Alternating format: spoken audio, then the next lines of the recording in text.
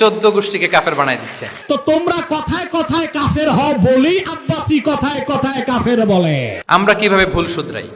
বাংলাদেশের যে টেন্ডেন্সি, কেউ ভুল করলে আর মাইক্রোফোন যদি পাই যে মাহফিলে, এইবার তো পাইছি ওই বেটারে, ও কাফের, ওর দাদা কাফের, ওর 14 গোষ্ঠী কাফের, ও মারা যাওয়ার পরে যেখানে কবর দিবে ওই কবরের উপর যে ঘাস উঠবে, ওই ঘাস যে গরু খাবে, ওই গরুর দুধ যে খাবে ও কাফের। মানে 14 গোষ্ঠীকে কাফের বানাই দিচ্ছে। আমি জাস্ট সিনারিওটা আপনাদের সাথে শেয়ার করি যে নিয়ম হচ্ছে কি।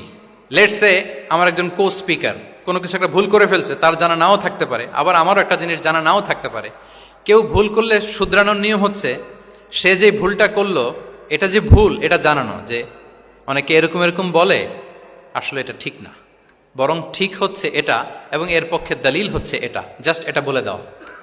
এটা যদি বলে দেয় তাহলে কি হবে, যে ভুল করছে সে যখন শুনবে, তার নাম তো আর বলা হয় নাই, সে তো বুঝে যাবে এটা তো আমি ভুলটা করছি, ফলে আমি শুধরে গেলাম, ওই লোক শুধরে যাবে, আর বাকি যারা লিসেনার শ্রোতা তারা সবাই সতর্ক হয়ে যাবে।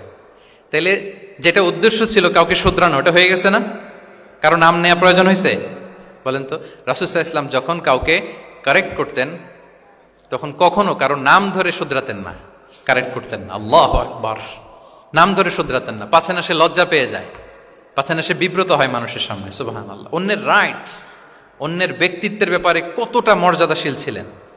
কারণ কারো নাম ধরে তো আমার শুধরানোর দরকার নেই, এটা যে ভুল সোসাইটিকে এটা জানালেই হবে। তাহলে যে ভুল করছে সে শুধরে গেল, বাকিরা সতর্ক হয়ে গেল, ঠিক না? আচ্ছা, 3 সাহাবী মিলে একবার ভাবলো রাসূল সাল্লাল্লাহু আলাইহি ওয়াসাল্লাম বাড়িতে কি কি আমল করে, আমরা একটু আম্মাজানদের জিজ্ঞেস করি, তাহলে আমরাও আমাদের আমল একটু বাড়াবো। যে জিজ্ঞেস করলো যে আম্মাজানরা একটু বলেন তো উনি বাসায় কি কি ইবাদত করে, কতটুকু কোরআন পড়ে, তাহাজ্জুদ কেমনে পড়ে। আম্মাজানরা বর্ণনা দিলেন। বর্ণনা শোনার পরে কান্নাহুম তাকাল্লুহা, ওনাদের কাছে একটু কম মনে হইলো, মানে অনেক এক্সপেকটেশন নিয়ে আসছিল। তারা ভাবছিল মানে রাতে ঘুমাই না, সারা রাত তাহাজ্জুদ আর কান্নাকাটি করে রাসূল ইসলাম কাটায় দেয়, তাদের এরকম একটা ধারণা ছিল। কিন্তু এসে শুনে যে না, আসার পরে নাকি ঘুমোতে যায়, অনেকক্ষণ ঘুমিয়ে সেই মাঝরাতে নাকি ওঠে। যা যা বর্ণনা শুনলো কান্নাহুম তাকাল্লুহা, এদের কাছে একটু কম মনে হলো। তো একজন বলতেছে আরে কম না, আইনা নাহনু মিন রাসূলিল্লাহ, কোথায় আল্লাহ রাসূল আর কোথায় আমরা। গফিরা লাহু মা তাকাদ্দামা মিন যামবিহি ওয়া মা তাআখার, ওনার তো আগের পরের সব গুনাহই মাফ। আদতে তো গুনাহই নাই, নবীরা তো মাসুম। তো ওনার সাথে কি আমাদের তুলনা, আমাদের এত কম করলে হবে না, তো কি করতে হবে? একজন বলে যে আজকে থেকে আমি আর ঘুমাবোই না সারা রাত তাহাজ্জুদ করবো। আচ্ছা, আরেকজন বলে আমি আর না খেয়ে মানে রোজা ছাড়া থাকবো না, আমি সাওমে ভিসাল করব, সারা বছর রোজা রাখবো, যা করে আল্লাহ, রোজা থামাবো না, আমি রেগুলার রোজা রেখেই যাব। আচ্ছা, আরেকজন বলে আমি আর আমার স্ত্রীদের কাছেই যাব না, আমি সন্ন্যাসী জীবন নিয়ে নিলাম, আমি সন্ন্যাসী থাকবো, স্ত্রীদের সাথে মেলামেশাতে এই আমি যাব না, আমি এটা থেকে বিরত থাকবো। এই কথা যখন রাসূল সাল্লাল্লাহু আলাইহি ওয়াসাল্লামের কানে গেল, রাসূল সাল্লাল্লাহু আলাইহি ওয়াসাল্লাম রেগে গেলেন। রেগে গিয়ে সাহাবীদেরকে জড়ো করলেন। জড়ো করে তিনি বলতে আরম্ভ করলেন, তিনি বললেন আনতুমুল্লাযীনা কুলতুম কাযা ওয়া কাযা, আচ্ছা তোমাদের মধ্যে কে কে নাকি এরকম এরকম বলছে। সুবহানাল্লাহ। তিনি বলতে পারতেন এই আব্দুল্লাহ স্ট্যান্ড আপ, দাঁড়াও, আব্দুর রহিম দাঁড়াও, এই আব্দুল সাত্তার তুমি নাকি বলছো যে সারা রাত, এটা একটা কথা বললা তুমি নাকি বলছো যে সারা বছর রোজা, এটা তুমি কি কথা বলতো, ভুল কাজ করছো, এটাও জানো না তুমি নাকি বলছো স্ত্রীদের সাথে মিশবা না। এরকম যদি Abdullah, Abdur Rahman, just for example, এইভাবে দাঁড় করিয়ে যদি নাম ধরে ধরে বলতেন, ওনারা সাহাবীদের সামনে লজ্জিত হতেন না? না। আনতুমুল্লাযীনা কুলতুম কাযা ওয়া কাযা, এটাই রাসূল সাল্লাল্লাহু আলাইহি ওয়াসাল্লামের কাউকে কারেক্ট করার, তাসহিহ করার অভ্যেস ছিল। মা বালু আকওয়ামিন ইয়াকুলুনা কাযা ওয়া কাযা, মাঝে মাঝে বলতেন মা বালু আকওয়ামিন ইয়াফআলুনা কাযা ওয়া কাযা, তোমাদের মধ্যে কেউ কেউ নাকি এমনটা বলে, তোমাদের মধ্যে কেউ কেউ নাকি এমনটা করে। কই আমি তো রাতে ঘুমাই আবার সালাত পড়ি, কই আমি তো রোজা রাখি সোম বৃহস্পতি, বাকি দিনগুলোতে খাই, কই আমি তো আমার স্ত্রীদের সাথে মেলামেশা করি। এই সব কিছুকে ব্যালেন্স করেও তো আমার নবুয়তির তো আমার কোনো সমস্যা হয় নাই, আল্লাহ ভীরু হতে তো সমস্যা হয় নাই। ওয়াল্লাহি ইন্নী লা আখশাকুম লিল্লাহি ওয়া আতকাকুম লাহ, আল্লাহর শপথ আমি তোমাদের চাইতে আল্লাহকে বেশি ভয় করি, আমি তোমাদের চাইতে বেশি মুত্তাকি। তারপরেও এরকম ব্যালেন্সড লাইফ লিড করাতে আমার তো কোনো সমস্যা হয় নাই। তোমাদের কেন সমস্যা হলো, তোমরা এটা কোথায় পেলে? ফামান রাগিবা আন সুন্নতি ফালাইসা মিন্নি। জেনে রাখো, আমি যে স্ট্যান্ডার্ড ঠিক করে দিয়েছি এটাই সর্বশ্রেষ্ঠ ইবাদত। এর বাইরে যে কেউ যদি কিছু করে আমার সুন্নতের বাইরে, সে আমার দলভুক্ত হতে পারবে। সুবহান। এরকম যখন ধমক দিয়ে শাসিয়ে দিলেন, যেই তিনজন সাহাবী এই কথা বলছিল ওনারা তো শুধরে গেলেন। ওনারা তো টের পাচ্ছেন যে এগুলো আমাদের কি বলতেছে, ওনারা টের পাচ্ছেন না, শুধরে গেলেন। আর বাকিরা সতর্ক হয়ে গেলেন। আল্লাহু আকবার। সো এটা হচ্ছে কারেক্ট করার নিয়ম। এখন আমরা কি করি, কেউ একটা ভুল করলে তখন তাকে ধরি, তার 14 পুরুষ নিয়ে কথা বলি, তার ব্যাপারে যদি আমার কোনো তিক্ত অভিজ্ঞতা থাকে, ঝাল মেটানোর একটা সুযোগ পেলাম, আমি ঝাল মেটাই, তাকে ছোট করি, হেয় করি। হেন কোনো কথা নাই যে আমি বলি না। একটাও কি রাসূল সাল্লাল্লাহু আলাইহি ওয়াসাল্লামের সুন্নাহর মধ্যে পড়ে? বলেন তো, না। তাহলে মন গড়া পদ্ধতিতে আমরা কাউকে সংশোধন করতে চাচ্ছি না। আর এইভাবে করলে সংশোধন হবেও না। সে মানবিক কারণেই তার ইগোইস্টিক প্রবলেম চলে আসবে, যে সে আমাকে ছোট করলো, আমার নাম ধরে সে এত মানুষের সামনে অপমান করলো, সে হয়তো শুধরানোর যে রাস্তাটা ছিল ওইটাও বন্ধ হয়ে গেল। ঠিক কিনা বলেন? তাহলে রাসূল সাল্লাল্লাহু আলাইহি ওয়াসাল্লাম এভাবে শুধরাতেন। আর তামিম ফি তাসওয়িবিল আখতা, কারো ভুল শুধরাতে গেলে ইন জেনারেলি শুধরাতেন। যাদের শুধরানোর তারা শুধরে যেত, বাকিরা সতর্ক হয়ে যেত। আচ্ছা, আরেকটা পদ্ধতি ছিল ক্লিয়ার মিসকনসেপশন। কারো মিসকনসেপশন থাকলে রাসূল সাল্লাল্লাহু আলাইহি ওয়াসাল্লাম এটা ক্লিয়ার করে দিতেন। এক সাহাবী মনে করতেন ভালো জামা পরলে বুঝি অহংকার হয়। তিনি খুব সুন্দর ছিলেন দেখতে, খুব ভালো পোশাক পরিচ্ছদ পরতে পছন্দ করতেন। তিনি একবার বললেন, ইয়া রাসূলুল্লাহ, ভালো পোশাক পরলে কি অহংকার হয়? রাসূল সাল্লাল্লাহু আলাইহি ওয়াসাল্লাম বললেন, না। ইয়া রাসূলুল্লাহ, আমি ভালো জুতা পরতে পছন্দ করি, এটা কি অহংকার হয়? না, এটা অহংকার হয় না। আমি মানুষকে খুব খাওয়াতে পছন্দ করি এবং আমি চাই আমার চেয়ে যেন কেউ এটা এই কাজে আগাতে না পারে, আমিই খাওয়াবো, এটা কি অহংকার? রাসূল সাল্লাল্লাহু আলাইহি ওয়াসাল্লাম বললেন, না, এটা অহংকার না। অহংকার হচ্ছে আল কিবরু বাতারুল হাক্কি ওয়া গামতুন নাস। অহংকার হচ্ছে সত্যকে প্রত্যাখ্যান করা আর মানুষকে তুচ্ছ-তাচ্ছিল্য করা। সুবহানাল্লাহ। তাহলে এই যে মিসকনসেপশন, সে ভাবছে ভালো পোশাক পরলে এটা অহংকার হয়ে যায়, ভালো জামা পরলে অহংকার হয়ে যায়। এগুলো তো অহংকার হয় না, বরং অহংকার হয় সত্যকে প্রত্যাখ্যান করলে আর মানুষকে তুচ্ছ-তাচ্ছিল্য করলে। তাহলে এই জাতীয় মিসকনসেপশন ইন দ্য সোসাইটি, এটাকে তিনি ক্লিয়ার করে দিতেন। আচ্ছা, রাসূল সাল্লাল্লাহু আলাইহি ওয়াসাল্লাম প্র্যাকটিক্যালি শেখানোর চেষ্টা করতেন, যেটাকে প্রায়োগিক শিক্ষা, ব্যবহারিক শিক্ষা। অজু করে দেখাতেন, এইভাবে অজু করতে হয়। সালাত পড়ে দেখাতেন, সল্লু কামা রাআইতুমুনি উসাল্লি। সালাত তো হচ্ছে আল আমাল আল মুতাওয়ারাস, এই উম্মার অবিচ্ছিন্ন কর্মধারা। সালাত জিবরিল আলাইহিস সালামকে শিখিয়েছেন আল্লাহ, রাসূল সাল্লাল্লাহু আলাইহি ওয়াসাল্লামকে শিখিয়েছেন জিবরিল আলাইহিস সালাম, রাসূল সাল্লাল্লাহু আলাইহি ওয়াসাল্লাম শিখিয়েছেন সাহাবীদেরকে। এইভাবে অবিচ্ছিন্ন কর্মধারা, আরবিতে বলে আল আমাল আল মুতাওয়ারাস। এবং রাসূল সাল্লাল্লাহু আলাইহি ওয়াসাল্লাম বলতেন, সল্লু কামা রাআইতুমুনি উসাল্লি, আমাকে যেমনি সালাত পড়তে দেখো এইভাবে পড়ো। হজের ক্ষেত্রেও বলেছেন, খুদু আন্নি মানাসিকাকুম, হজের বিধানকে দেখে নাও। একবারই তো হজ করেছেন, হাতে কলমে প্র্যাকটিক্যাল গাইডলাইন দিয়ে শিখিয়েছেন। এবং সাহাবারা ভুল করে কিনা মাঝে মাঝে শুনতেন, যেটাকে আরবিতে বলে কিরাআতু তিলমিযা আলা শাইখ। আব্দুল্লাহ ইবনে মাসউদ রাদিয়াল্লাহু তাআলা আনহুকে রাসূল সাল্লাল্লাহু আলাইহি ওয়াসাল্লাম একবার বললেন, আব্দুল্লাহ একটু তেলাওয়াত করো তো। তিনি বললেন, আকরাউ আলাইকা ওয়া আলাইকা উনজিল, হে নবী, আমি আপনার সামনে দাঁড়ায় তেলাওয়াত করব, আপনার উপর কোরআন নাজিল হয়। রাসূল সাল্লাল্লাহু আলাইহি ওয়াসাল্লাম বললেন যে, ইন্নী উহিব্বু আন আসমাআহু মিন গায়রি, হে আব্দুল্লাহ ইবনে মাসউদ, আমি কোরআন তেলাওয়াত তোমাদেরকে শোনাতে যেমনি পছন্দ করি, তোমরা কেউ পড়বা আর আমি শুনবো, এটাও খুব পছন্দ করি। কারণ উনি প্ল্যান করে রাখছেন আব্দুল্লাহ ইবনে মাসউদ কি হবেন, তিনি কিছুদিন পরে উম্মার শিক্ষক হবেন। ওইখানে আবার ভুলটুল করে ফেলেন কিনা উনি জাজ করতেছেন। তখন আব্দুল্লাহ ইবনে মাসউদ রাদিয়াল্লাহু তাআলা আনহু সূরা নিসা তেলাওয়াত করে শোনালেন। তাহলে রাসূল ইসলামের একটা পন্থা ছিল, তিনি শুনতেন আবার শোনাতেন। কি করতেন? শুনতেন, শোনাতেন। প্রতি রমাদানে যতটুকু কোরআন নাজিল হয়েছে তিনি জিবরিল আলাইহিস সালামকে শোনাতেন, আবার জিবরিল আলাইহিস সালাম পুরো কোরআন রাসূল সাল্লাল্লাহু আলাইহি ওয়াসাল্লামকে শোনাতেন। এটা ছিল একটা টেকনিক।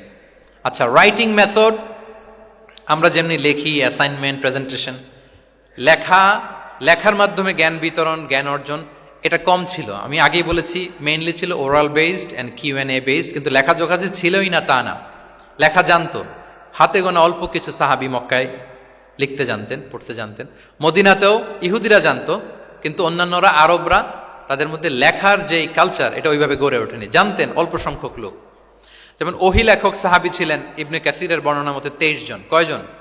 ওনারা খেজুর গাছের ছালে, পাথরে, চামড়ায়, প্রাণীর চ্যাপ্টা হাড়ের মধ্যে কোরআন লিখে রাখতেন।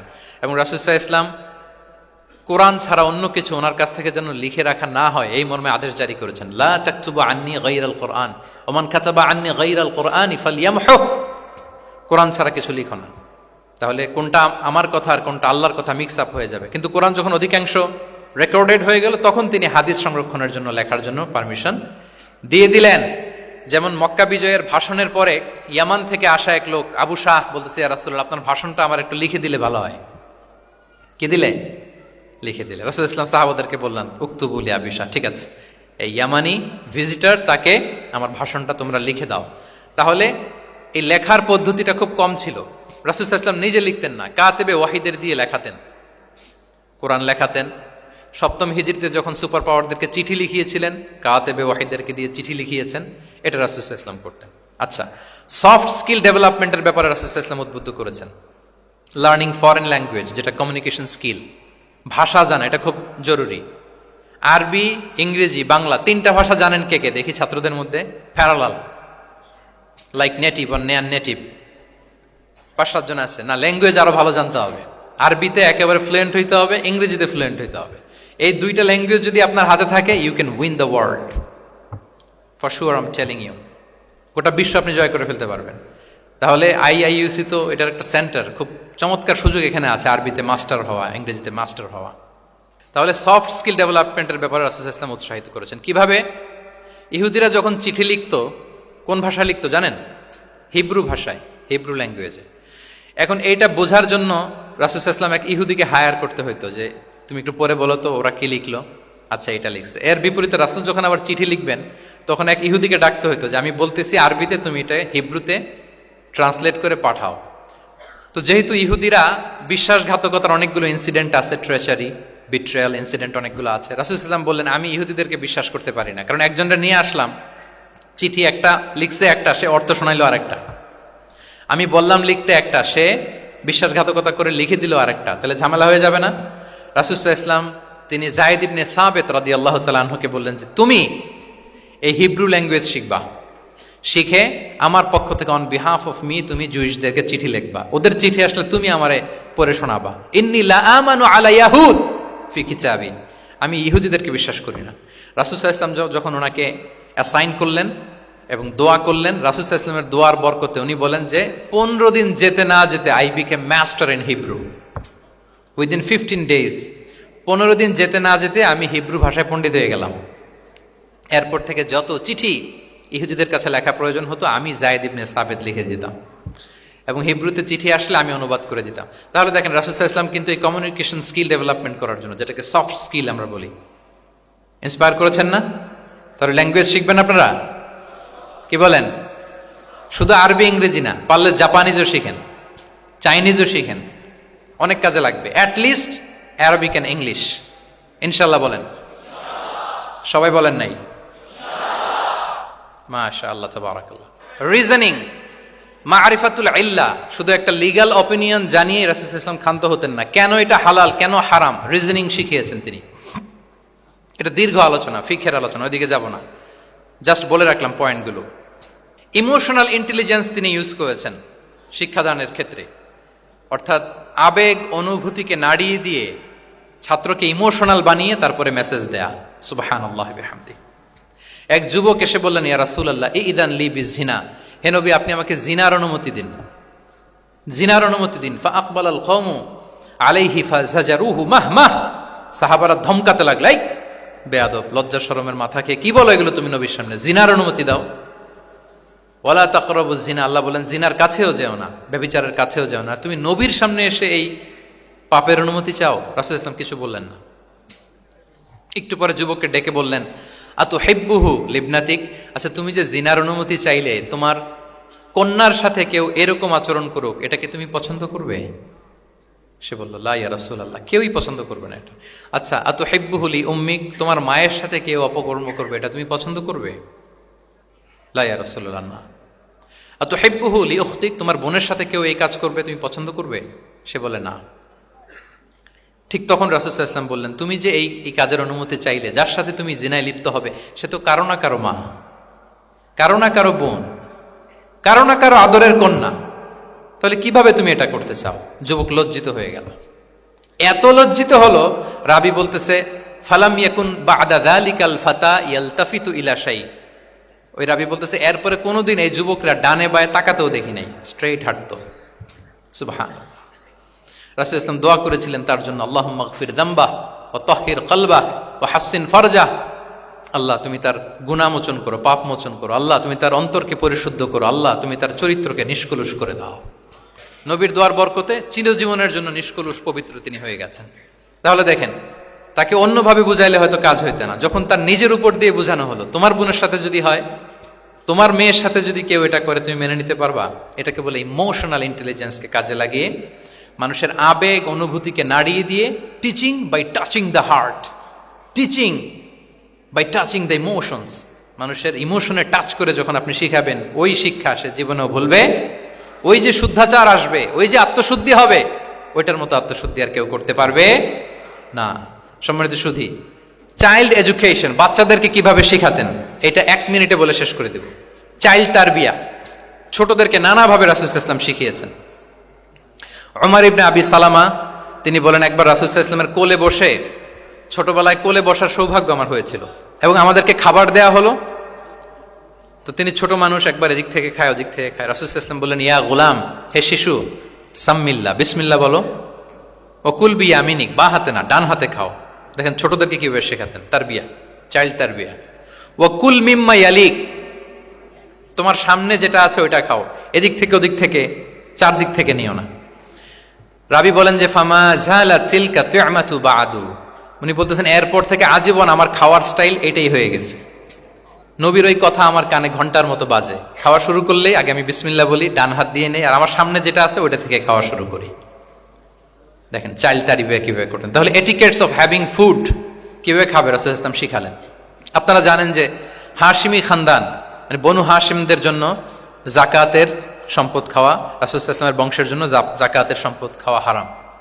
তো একবার জাকাতের সাদাকার খেজুর ছিল স্তূপ করা, রাসূল সাল্লাল্লাহু আলাইহি ওয়াসাল্লামের নাতি হাসান রাদিয়াল্লাহু তাআলা আনহু, ছোট্ট মানুষ, এসেই ওই খেজুর নিয়ে খেতে আরম্ভ করলেন। দূর থেকে রাসূল সাল্লাল্লাহু আলাইহি ওয়াসাল্লাম দেখে বললেন, কেখ কেখ এরমি বিহা। কেখ কেখ মানে আমরা বাংলা যেটাকে ওয়াক্থু, ওয়াক্থু মানে থু মেরে ফেলে দাও। এটা বলে তিনি হাসান রাদিয়াল্লাহু তাআলা আনহুর মুখ থেকে খেজুরটা বের করলেন আর বললেন, আলা তা'লাম আন্না লা নাকুলু সাদাকা, মানে নানা ভাই, আদরের নানা ভাই, তুমি কি জানো না আমরা সাদাকার সম্পদ খেতে পারি না, তাড়াতাড়ি ফেলে দাও। মুখ থেকে টেনে যে খেজুরটা নিয়েছিলেন হাসান রাদিয়াল্লাহু তাআলা আনহু, সেটাকে রাসূল সাল্লাল্লাহু আলাইহি ওয়াসাল্লাম বের করে দিলেন। তাহলে এখানে কনসেপ্ট অফ হালাল এন্ড হারাম ছোটবেলা থেকেই নানা ভাইকে উনি ক্লিয়ার করে দিচ্ছেন। আব্দুল্লাহ ইবনে আব্বাস রাদিয়াল্লাহু তাআলা আনহু রাসূল সাল্লাল্লাহু আলাইহি ওয়াসাল্লামের কি ছিলেন সম্পর্কে বলেন, কি ছিল? সবাই বলেন আওয়াজ করে।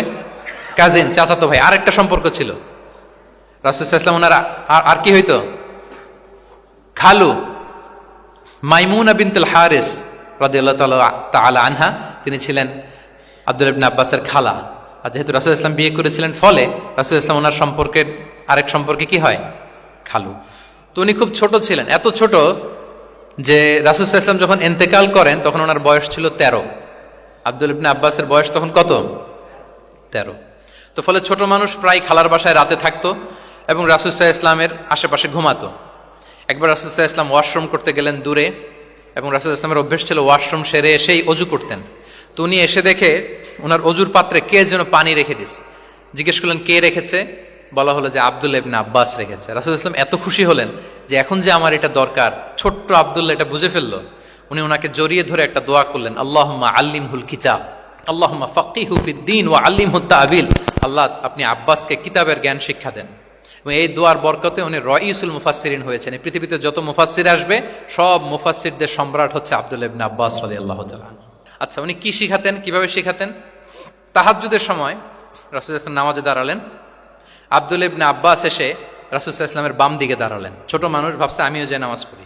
আচ্ছা বলেন তো, যদি দুইজন হয় নামাজে, একজন ইমাম আর একজন মুসল্লি, মুসল্লি ইমামের কোন দিকে দাঁড়াবে? কিন্তু আব্দুল্লাহ ইবনে আব্বাস দাঁড়াইছে কোন দিকে? বাম দিকে, কারণ উনি ব্যাপারটা জানেন না। তখন রাসূল সাল্লাল্লাহু আলাইহি ওয়াসাল্লাম কি করলেন, হাত দিয়ে টেনে পিছন দিয়ে এনে ডান দিকে নিয়ে আসলেন। তাহলে রুলিংস অফ সালাতের সুন্নাহ কি, কিভাবে দাঁড়াতে হবে, এটা তিনি শিখালেন ছোট্ট আব্বাসকে, আব্দুল্লাহ ইবনে আব্বাসকে। এরকম অসংখ্য হাদিস আপনি সিরাতের পরতে পরতে, হাদিসের পরতে পরতে পাবেন, যে বাচ্চাদেরকে, শুধু যে যুবকদেরকে, তরুণদেরকে রাসূল সাল্লাল্লাহু আলাইহি ওয়াসাল্লাম শিখিয়েছেন এমনটা না, বরং শিশুদেরকেও শিখিয়েছেন। এইভাবে রাসূল সাল্লাল্লাহু আলাইহি ওয়াসাল্লাম এমন এক শিক্ষা পদ্ধতি আমাদের জন্য উপহার দিয়েছেন, যেটার মধ্য দিয়ে তিনি শ্রেষ্ঠতম প্রজন্ম, the best generation ever on earth, যেটা আমি শুরুতে বলেছি। এবং তার ধারাবাহিকতা এর পরের প্রজন্মকেও শ্রেষ্ঠ প্রজন্ম বলা হয়েছে। এর পরের প্রজন্ম তিনটা জেনারেশন এই শিক্ষার, এই ওহির জ্ঞানের শিক্ষার ছোঁয়ায় তারা শ্রেষ্ঠ প্রজন্ম হয়েছে রাসূল সাল্লাল্লাহু আলাইহি ওয়াসাল্লামের এই শিক্ষা পদ্ধতির মধ্য দিয়ে। তাহলে সম্মানিত সুধী, আর লম্বা চূড়া আমি করতে চাই না, অনেক লম্বা সময় আমাদের অনেক বোনরা আমি দেখতে পাচ্ছি ওনারা জায়গাও পাননি, দাঁড়িয়ে দাঁড়িয়ে পুরো 1.5 ঘন্টা আলোচনা শুনেছেন। আমাদের অনেক ভাইরা 1.5 ঘন্টা যাবত আপনারা শুনেছেন। আমি একটু সামারি করি, 1 মিনিটে সামারি করে আমরা ক্লোজ করব। আমরা যদি সামারি করি যে রাসূল সাল্লাল্লাহু আলাইহি ওয়াসাল্লামের শিক্ষা পদ্ধতিটা কেমন ছিল, এটা উৎসাহমূলক ছিল, আশাব্যঞ্জক, মানে মানুষের যেটা মানুষকে আশাবাদী করে তোলে, হপফুল বানায়। এটা মানুষকে কি বানায়? সবাই বলেন কি বানায়? হপফুল, আশাবাদী, কনফিডেন্ট বাড়ায়, ইন্সপায়ারিং ছিল এটা। এটা কল্যাণকামিতায় ভরপুর ছিল, ওয়েল উইশিং ছিল। আমরা যেমনি কারো কথা শুনেই তার উত্তর দেই বা মাসালা বলে দেই, এরকম না। রাসূল সাল্লাল্লাহু আলাইহি ওয়াসাল্লাম, ইংরেজিতে এটাকে বলে এমপ্যাথেটিক, মানে খুব বেশি সুবিবেচক। He not only listen to the suffering of others, he use to feel it. তিনি ফিল করতেন। একজন এসে বলতেছে যে আমার এই সমস্যা, এটার এখন আমি কি করব? আমি জাস্ট বললাম এটার ইসলামী সমাধান এইটা, এটা হচ্ছে একটা। রাসূল ইসলাম এরকম না, যে বলতেছে তার কষ্টটা তিনি ফিল করার চেষ্টা করতেন, ফিল করে তখন তাকে গাইডলাইন দিতেন। এটাকে বলে এমপ্যাথেটিক, ওয়েল উইশিং ম্যানারের, কল্যাণকামিতায় ভরপুর ছিল তার শিক্ষাদান পদ্ধতি। পরামর্শমূলক ছিল, যেখানে মেন্টরিং ছিল, কাউন্সেলিং ছিল। মানে শুধু টিচার হলে এটার আউটপুট একটা, কিন্তু if you work like a mentor, আপনি আপনার শিক্ষার্থীদেরকে মেন্টরিং করতেছেন, তাদেরকে কাউন্সেলিং করতেছেন, এটার আউটপুট হবে অন্যরকম। রাসূল সাল্লাল্লাহু আলাইহি ওয়াসাল্লাম হি worked as a mentor and councillor for the সাহাবা। সুবহানাল্লাহ। রাসূল সাল্লাল্লাহু আলাইহি ওয়াসাল্লামের দেওয়ার শিক্ষাটা ছিল বেসিক্যালি অ্যাডভাইজারি।